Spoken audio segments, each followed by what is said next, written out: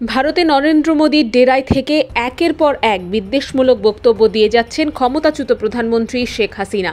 এর জেরে ঢাকায় ভারতীয় রাষ্ট্রদূতকে তলব করে ব্যাখ্যাও চেয়েছে বাংলাদেশ।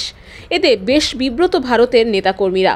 এর মাঝে বাংলাদেশ ইস্যুতে ৩টি প্রশ্ন উঠেছে দেশটির সংসদের উচ্চকক্ষে। বৃহস্পতিবারই রাজ্যসভায় কেরালার সিপিএম সংসদ সদস্য জন বিট্রাস সরকারের কাছে ৩টি প্রশ্ন জানতে চান। বাংলাদেশ কি তাদের সাবেক প্রধানমন্ত্রী হাসিনাকে ফেরত চেয়েছে? ফেরত চাইলে ঠিক কি কি কারণ দেখিয়েছে এবং শেখ হাসিনাকে কি বাংলাদেশের কাছে তুলে দেবে ভারত? দেশটির একাধিক সংবাদ মাধ্যম জানিয়েছে, সিপিএম সংসদ সদস্যের প্রশ্নের জবাব দিয়েছেন কেন্দ্রীয় পররাষ্ট্রমন্ত্রী কীর্তিবর্ধন সিং। তিনি বলেছেন, বাংলাদেশ হাসিনাকে তাদের দেশে ফেরত পাঠানোর দাবি জানিয়েছে।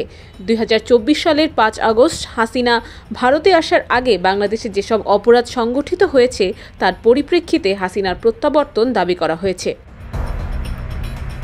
মোদী সরকার কি বাংলাদেশে হাসিনাকে ফেরত পাঠাবে এমন প্রশ্নের জবাবে প্রতিমন্ত্রী জানান, বাংলাদেশ সরকারের কাছে এই বিষয়ে কোনো জবাব এখনও পাঠানো হয়নি, তবে কবে নাগাদ পাঠানো হবে সেটিও জানাননি কীর্তিবর্ধন।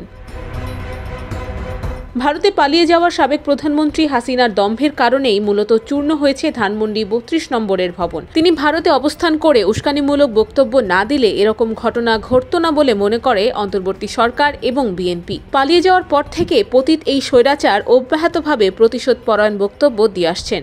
সবশেষ তিনি বুধবার রাতেও অডিও লাইভে এসে ছাত্র জনতার বিরুদ্ধে বিষোদ্গার করেন। IBTV USA, new York.